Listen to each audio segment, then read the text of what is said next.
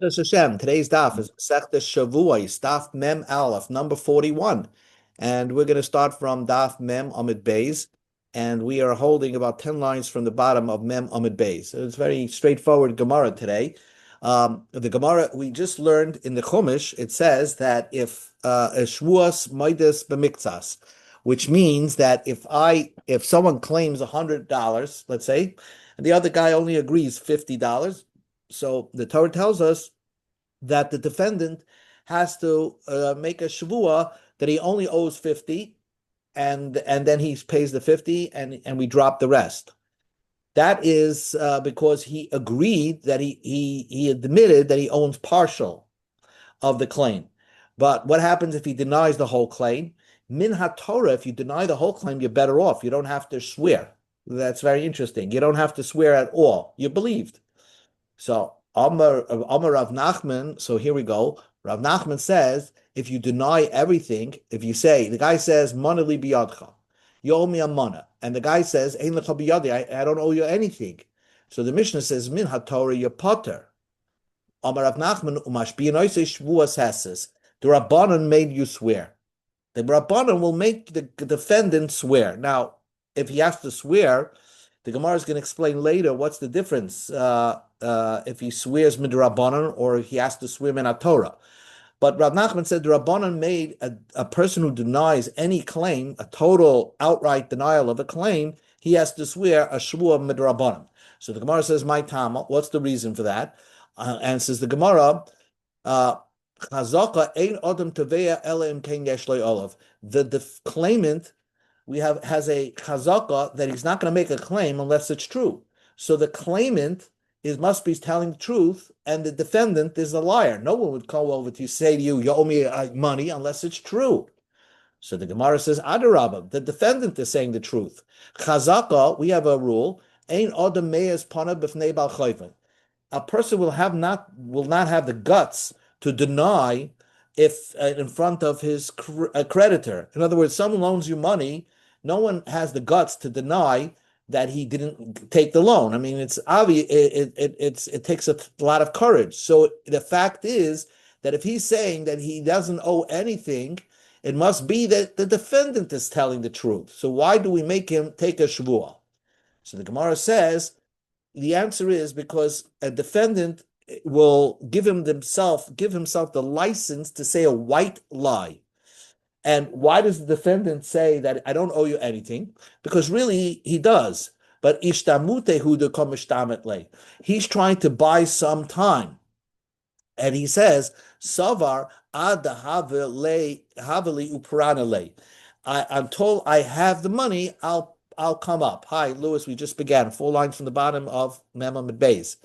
He says that let me have a little bit of extra time. So I'm just going to deny right now that I don't owe anything. So, you're going to make a white lie. Because of that, we're going to make you take a shvuah. Peida, this can be proven. The Amar of Idi bar Oven, Amar of Chizda. Rav Chizda said, HaKoifa b'milba, guy denies that he ever took a loan. Right? Somebody says, I loaned you money, and the guy says he denies it. He didn't swear yet. Adim come and say, what do you mean? We are witnesses. You did take that loan. So the defendant is still kosher edis. He's still a kosher person. He's not a liar. Because just because he denied taking the loan doesn't mean he's the liar. We understand that the reason why he lied is because he doesn't have the money right to pay back. So that's why he wanted to just buy time. So, and the whole point of having the loan was to use the money. And so sometimes you don't have it available to pay back in time. But Pikoden, if someone gives you something to watch and then you deny it, and Adam say, wait a second, we saw the guy deposit an item for you to watch in your house. So how could you deny it?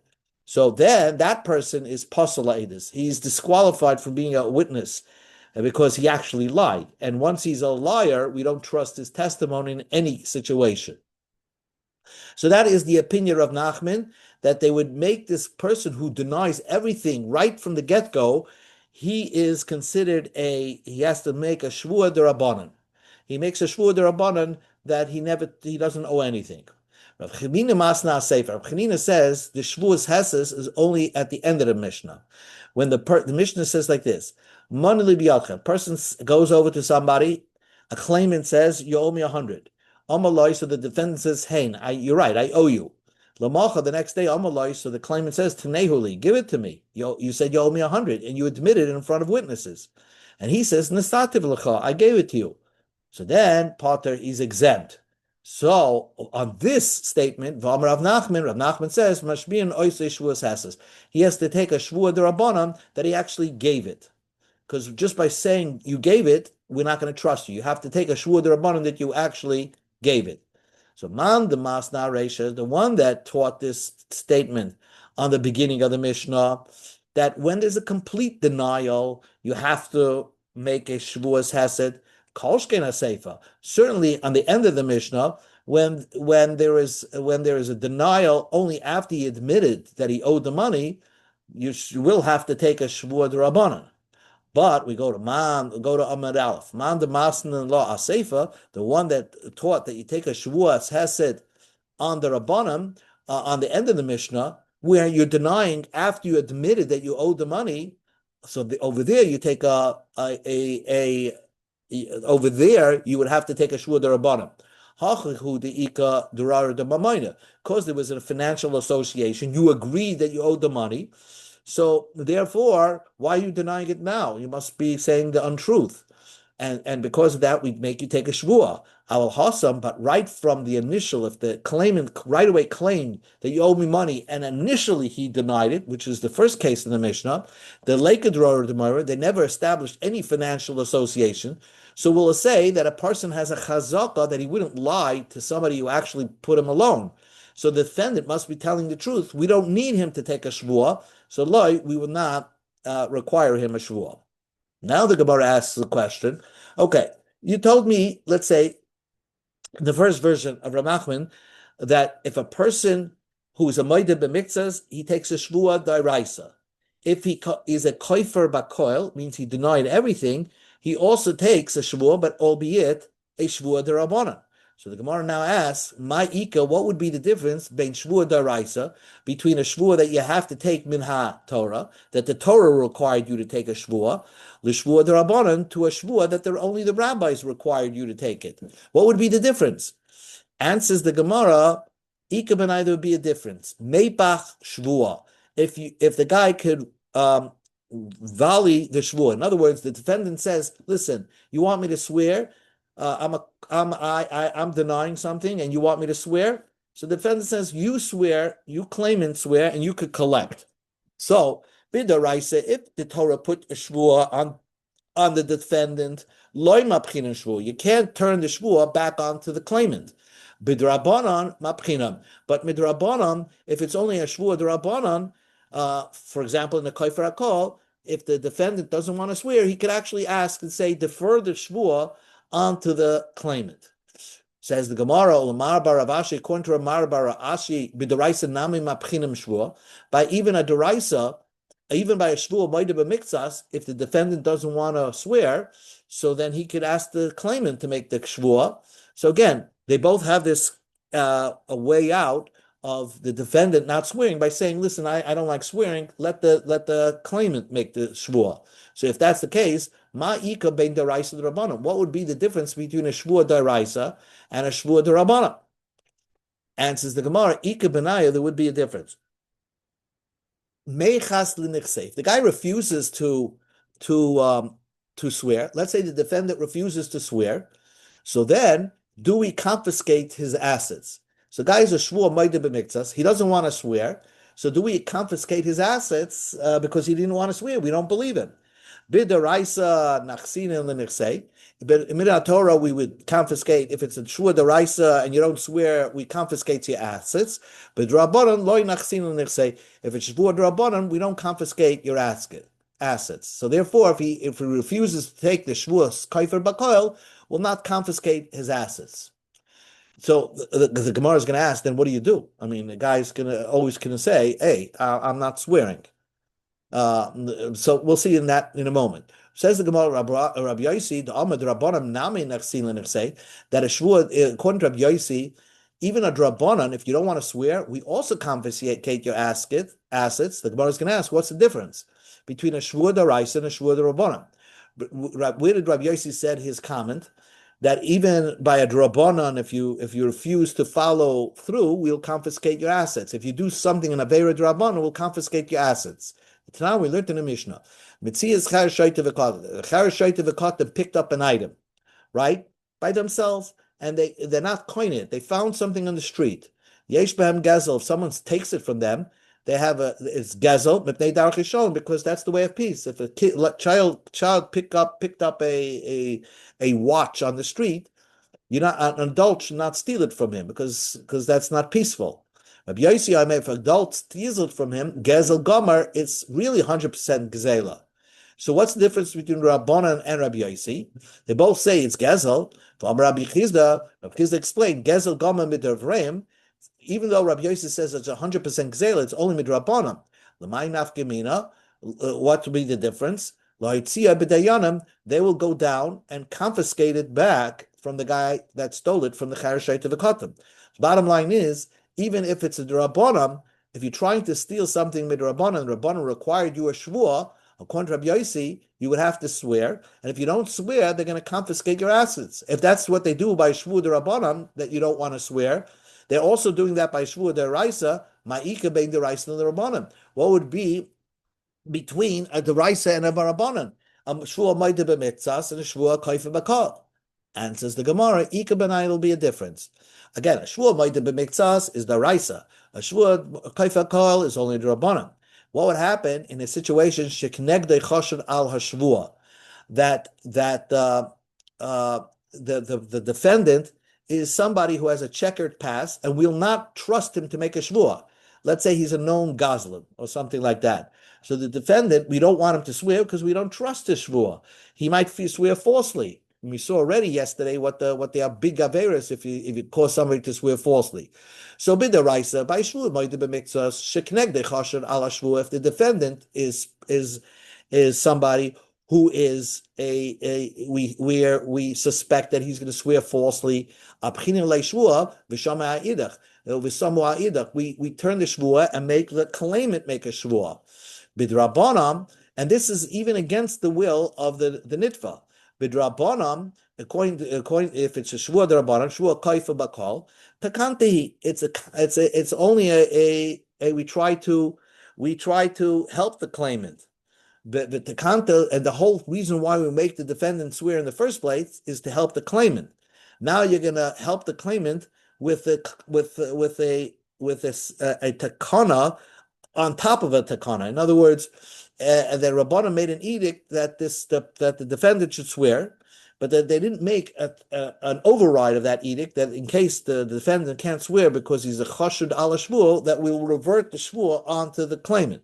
But the kanta, so we don't make a takana over a takana, and therefore, in this case, if the defendant is a known crook and he's denying everything, then I guess the claimant will lose out.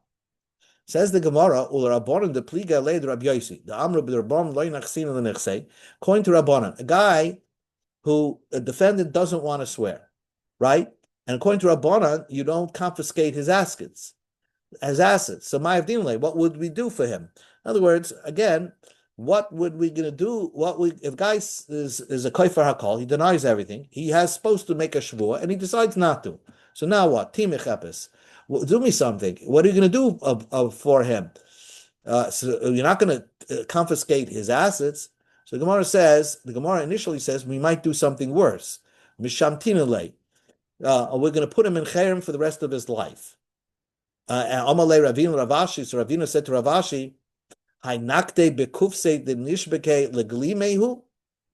That basically, are we going to, the Gemara is using a very funny expression, but basically, are we going to hold him by the testicles until he pays back, until he gives his suit over to the claimant? I mean, it's not, I mean, that's something that's over and beyond. Might as well confiscate his assets. What do we do? We put him a cherem, adimos lizman, until like about 30 days. then to give him malchus, v'nakdinale, and then we give him malchus to rabbanon, v'shafkinale, and then we let him go. In other words, we put him in cherem for 30 days, then we give him malchus mardus, and if he suffers through that, we don't confiscate his assets. So that would be the difference between a shua derais and a rabbanon. Shua derais, if you don't want to swear, so that and the claimant doesn't want to swear, then we confiscate the assets of the defendant. A shua rabbanon, if the defendant doesn't want to swear, then we will put the defendant in cherem until for 30 days. Then we give him malchus, and then we let him go. Amar Rapapa. Rapapa said, "Hi man, if there's somebody the apik shtar al chave, the guy pulls out a star that you owe me. You owe me money. V'amalei shtar peru. The guy says, the defendant says, I paid it back. Amarli amrinule, we say lav kol kaminach. We don't believe you. Zil shalem, you have to pay, because otherwise, why is the malva? Why is the lender holding on to a loan document? You owe the money. Vim amar lishtabeyeli, and if he says swear, aminule ishtabele, then we tell them if the defendant says swear that I owe you this money, aminule, then we'll tell the claimant swear. So along with holding on to the loan document, if the defendant says I want you to swear that this loan document is valid, so then the claimant has to make a shvuah. Amale Ravacha b'dei Ravashi, Ravacha Rei Rava said to Ravashi, Ma benzel lepoigim shtore. What is this that somebody who vitiates a star, he impairs a star? For example, a person, let's say a woman pulls out a ksuba and it was 1,000 zuz, and she got divorced from her husband. She pulls out a ksuba, you owe me the money, and he says you got a little bit of the money. So she says I got 10% of the ksuba. Oh, so you agree that some of this ksuba, some of this star was paid already. So therefore, you have to swear. So you have to swear. The woman would have to, claimant has to swear. So what is the difference between a guy who denies everything to a person who agrees that some of it was paid, that you also require him to swear? And in case of the woman, she's the claimant, and she admits some of the star was paid, yeah, she has to swear. And here we're requiring the claimant versus the defendant. If the defendant says, I didn't pay anything, I didn't borrow anything, I don't owe you anything, we make the claimant take a shvuah. Amalei, Hasam over there, Afagav Deloy Ta'in Ta'in Ihu, even if the husband would not claim that she should swear, Ta'inin Le Anan, we make her swear, because there's something wrong with this star, because part of the star she admitted, part of the ksubo she admitted was paid. So there's not, it's like it has, something is not 100% with the ksuba that she's holding on to. Hacha, over here, Amrin, we tell the guy, Zil Shalom, we tell the defendant you have to pay. The guy has a document that you owe money. If the defendant says, I want the claimant to make a shvuah, only then we'll say Zil Ishtabele, then we'll make the claimant make a shvuah. But if the defendant does not ask for that, then we just tell the defendant you just have to pay. The Itzuver Merabanam, if it's a rabbi who's holding on to the loan document, I mean the rabbi was a lender, loy mashbiin lay, we don't make him swear. In fact, the defendant has to pay. Amalei Rabbi Yemel Ravashi, Rabbi Yemel didn't understand. A rabbi, a Talmud Chacham, has a right to take off the suit on somebody's back, the clothing on somebody's back. I mean, because we're not going to make him swear. I mean, because he's a rabbi, well, we show him some respect, and therefore the defendant loses automatically. Ella, what it means is loy dina. We don't pay attention to this din Torah. In other words, we don't make the rabbi swear. If the case the defendant wants the claimant to swear, and the claimant is a rabbi, will not make him swear, because it looks like we don't trust the rabbi. It could be a chilul Hashem. So we don't collect from this, and that's it. The rabbi loses out. He doesn't even collect his loan, his loan. Gemara says like this, again, about loans. Amar Rabbi Yehuda, Amar Ravasi. Rabbi Yehuda said in the name of Ravasi, Hamalvas chaber be'edim, if you loan somebody with witnesses, there's witnesses that see you lending somebody money, so then the default is tzarach lepara be'edim. When you return the money, you have to return it in front of witnesses. When they said this din of Ravasi to Shmuel, Amali, he said to me, the defendant, the borrower can say, I didn't pay you, I paid you in front of Adim. I don't have to bring the Adim. I don't have to prove it to you. I paid you in front of Adim, and they traveled away. See, Ravasi says you have to actually bring the Adim to prove to the lender that you actually paid him back. According to Shmuel, you don't have to prove anything. You could always say, I paid you in front of Adim, but they went on an overseas trip, so I can't prove it to you. Tanan, we learned in the Mishnah, if someone says you owe me money, he said yes in front of witnesses. He said, yeah, you're right, I owe you money. And the next day he said to him, Tinehuli, I want you to give me my money. And he says, Nasativ lecha, I gave it to you, Potter. I gave it to you, Potter. He's exempt from bringing witnesses that he actually paid him back. So this is a question against Ravasi. Ravasi always says that you have to prove that you paid him back. And here, just by saying I gave it to you is enough. Over here, since he claimed in front of Adim that he owes the money because he said, yes, I owe you money. It's as if the original loan happened with witnesses.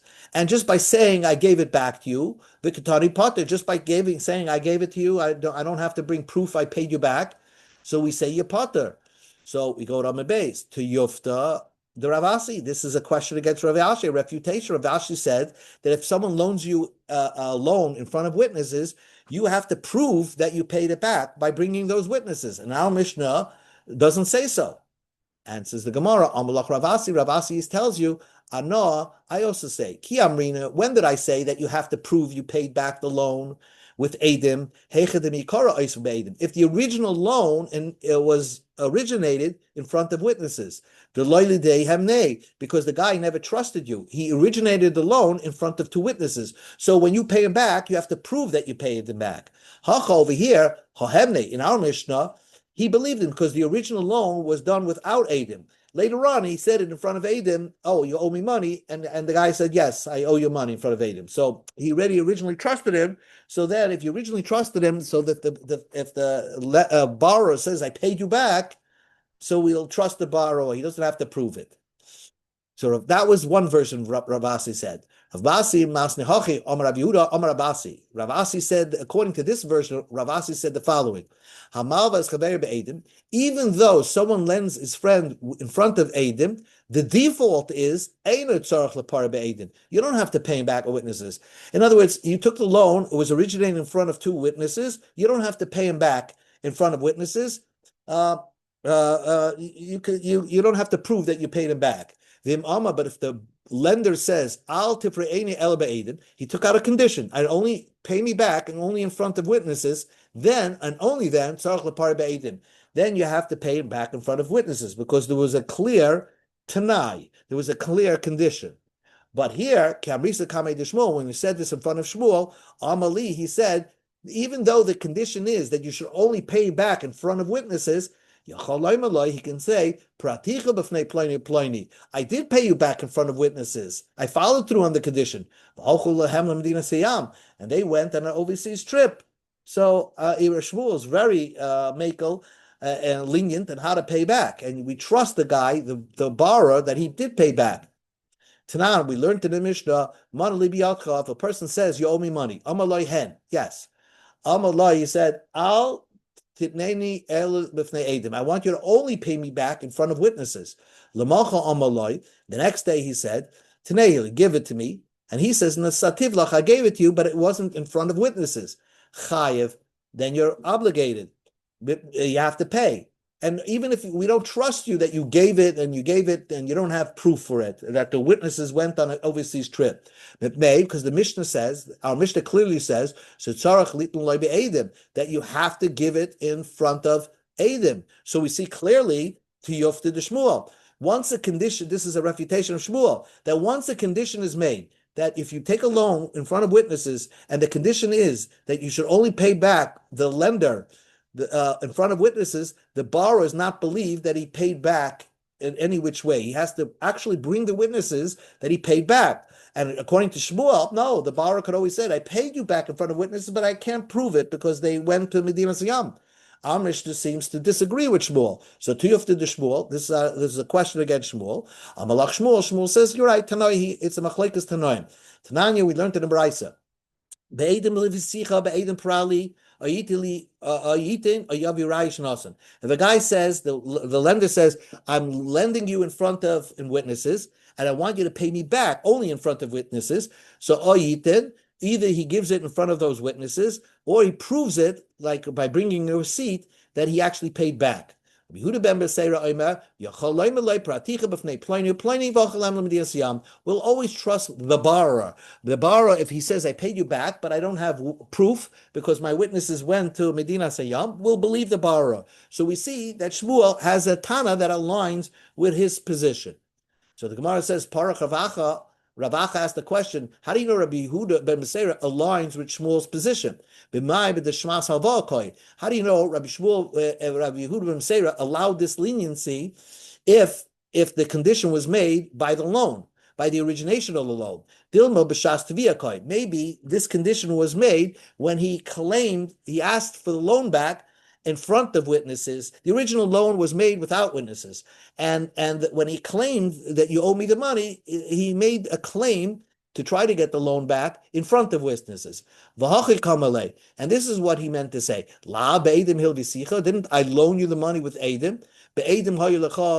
You should have paid me, even though I did not make that condition.